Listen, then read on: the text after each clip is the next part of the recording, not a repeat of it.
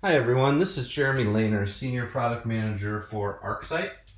And today I'll be presenting one of our new components within the ArcSight portfolio, ArcSight Fusion. ArcSight Fusion is our new unified UI platform for the entire ArcSight portfolio. It's a web-based single pane of glass for interacting with and experiencing the ArcSight platform. In this first release, we've built a few widgets for ArcSight ESM and Interset that I'll show here in just a moment. Those widgets are focused on two key use cases. First, describing how my SOC is running, providing performance metrics to better understand SOC load and velocity. And second, using layered analytics to provide better prioritization of entity investigation.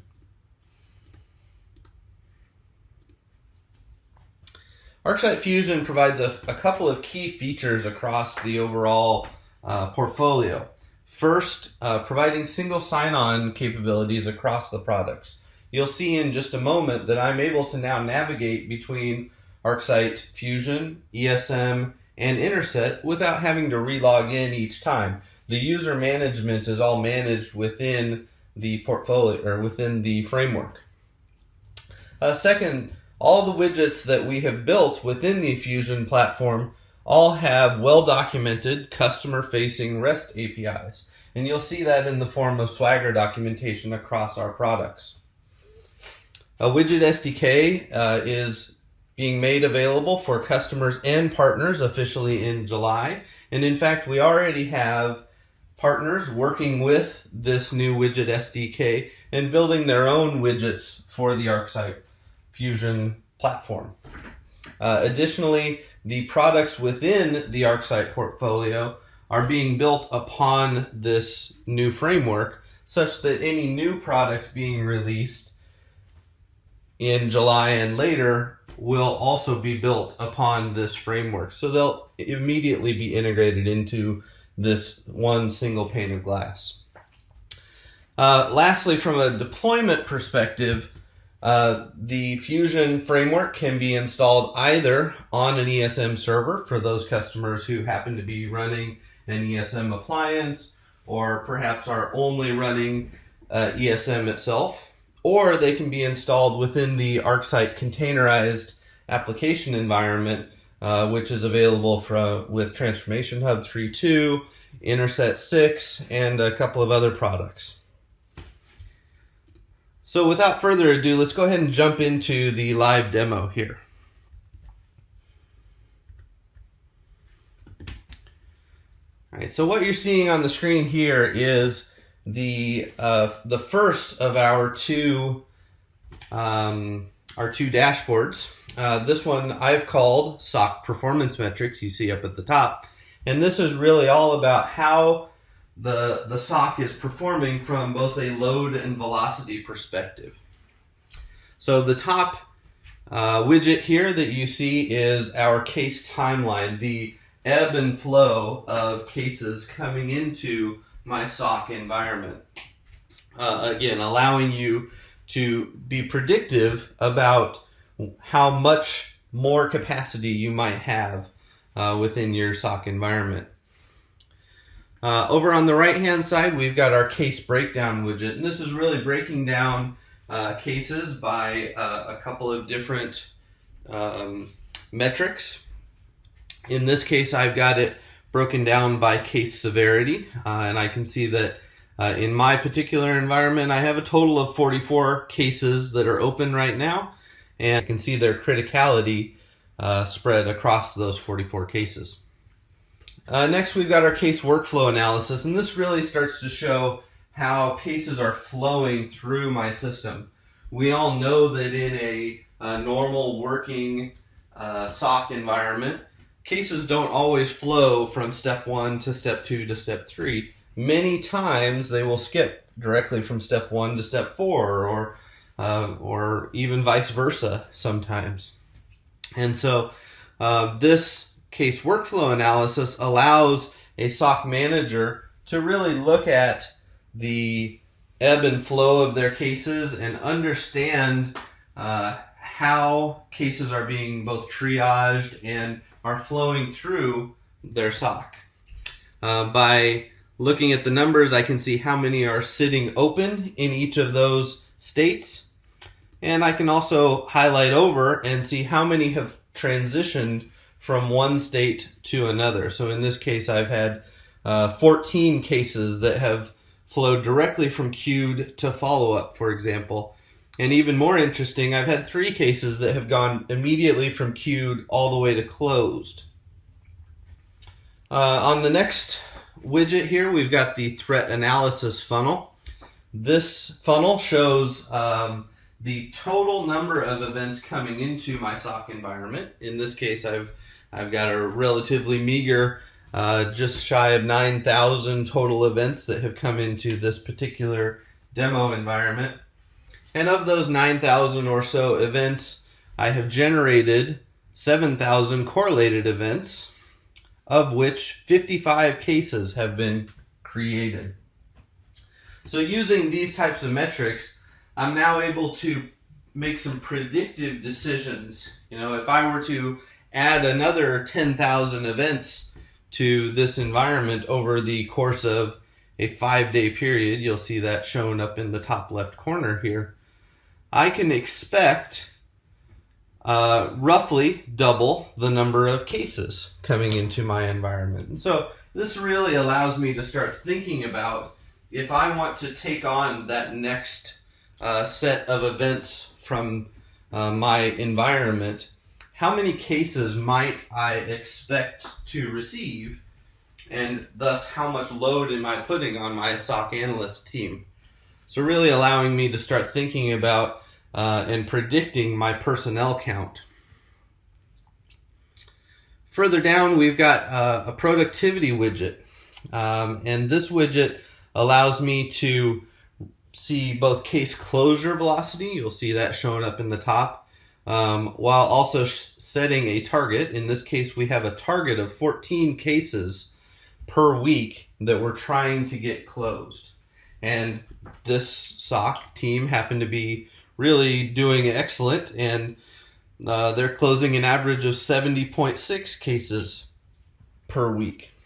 So really they're overperforming at the current time. So over on the right hand side, we can see our highest velocity SOC analyst. So in this case, Josh Brown is averaging 219 cases per week. He's part of the owner group Mavericks. So we can see that he's performing at a very, very high level.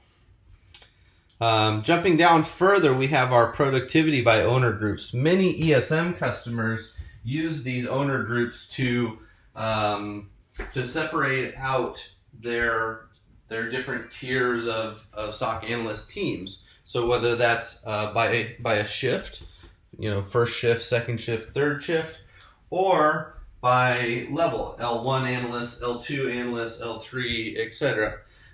We see both use cases being used within ESM customer base. So in this case, we've got the technical knockout team, and we can see their trends, how many cases they're closing per week on average. And we can see some detail that they've got 2 marginal cases and 1 catastrophic case that they are still actively working right now. And then we can see the most productive SOC analyst within that team. So Ryan Taylor in this case, he's able to close 1 recently and is averaging 216.2 cases per week. Flowing down a little bit further, we've got case load, and here we get to look into, take sort of the next deep dive into one of the teams. And so you can see here I've got the technical knockout team selected, and I've got Ryan Taylor, Bella, and Alex as SOC analysts within this this team. I can see their average cases per week. I get a rough idea of projection, so how long do I expect it will take for each of these individuals to close their assigned cases. And In this case, Ryan Taylor has 4 cases open, ranging from no criticality, insignificant, critical, and catastrophic. And we're expecting that all 4 of those cases are going to exceed the anticipated target for case closure. By clicking on any one of these individuals, so I can click on Ryan Taylor, for example, I can take a drill in and I can look at the actual cases that are assigned to him, when they were created, how long he has been the owner of those cases, and what stage they're in. Okay, so the next dashboard that I'm going to show here is the Layered Analytics dashboard, also known as the Entity Priority dashboard. And what you're seeing on this particular dashboard is just 2 very interesting widgets. The first widget that you'll see up here at the top, for those of you who have seen Interset before, you'll note that this looks awfully familiar to something that has been introduced as part of Interset previously. In fact, this is a replica, duplicate of the work that Interset has produced for a very long time. So what this is showing is the different entities that Interset has recognized as a result of it analyzing all of the data that has come into it. In this case, Interset has identified 100 distinct users and 8 distinct websites from our event data. Now, of those 108 distinct entities, there appear to be 6 with extremely high risk scores. And you'll see those noted in the deep red here with 5 users and 1 website. Now this data is interesting, and by clicking on any one of these, you'll see that I will be driven over to Interset, and I can look deeper into the 5 users or the 1 website that is reporting a critical behavior. That said, something that is even more interesting than purely looking at that machine learning data is how our real-time correlation engine, ArcSight ESM, and Interset have analyzed the same entity. And so what you're seeing down here in these bottom widgets, we've got 3 of them here, is what we've called the Active List widget. And this Active List widget is showing combined data from both ESM and Interset. First, we've got just the way that the Active List was generated. As many of you know, ArcSight ESM has the ability to add users and websites and hosts to active lists as a result of correlation rules firing.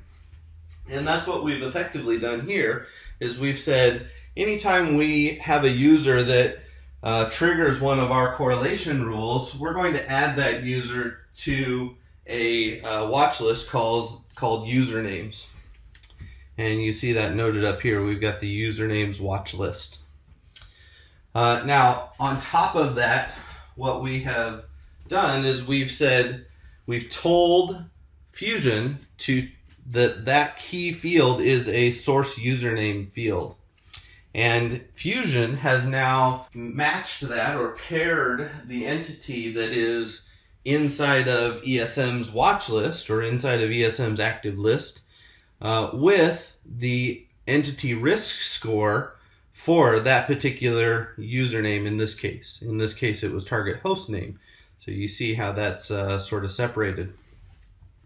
So in this particular case, not only has Joshua Newman showed up as a potentially problematic user within ESM, so he's triggered a rule or maybe even a couple of rules inside of ESM, but he also has an entity risk score of 100, which is the maximum risk score that you can have within Interset. So this is certainly a user that we need to dig into and look at a little bit more. So I'm going to go ahead and click on Joshua Newman here, And I'm going to be driven over into Interset. Again, you'll see that I was able to log into Interset without ever having to type my username and password. All of the single sign-on capabilities work between these products. So by looking at Joshua Newman here, I can see that on February 29th, he experienced some sort of abnormal behavior, and that continued on for a couple of days. And I can actually scroll down and dig into some more detail if I want to understand what it is that Joshua Newman was doing over these couple of days. But all of that was driven based on the fact that both of my key products, my key monitoring products, ESM and Interset, both identified that this particular user was potentially problematic. Lastly, I did want to show that, again, we've got ESM in this environment as well, and I have the ability to log into ESM, and you'll note that I am immediately directed into the ESM console without really ever having to log in. You might have seen there really briefly the ESM login screen coming up and then allowing me to pass immediately through because I am in this single sign-on environment and my products are all working together. And now from within ESM, I could go and do an event search on Joshua Newman. I can do an active channel view of all of the events that are happening in my environment. And I can look at some of my ESM dashboards like my MITRE activity dashboard and see I've got a technique happening in my environment that I can drill into a bit more if I want.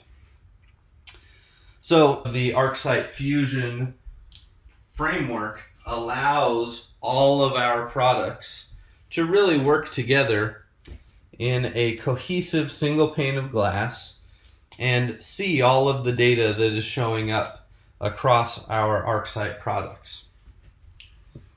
So that is my presentation on ArcSight Fusion today. Again, if there's any questions about the ArcSight portfolio that you would like to reach out to us, please feel free to reach out to our sales teams, our social media teams, and we're happy to answer questions at any time. Thank you very much and have an amazing day.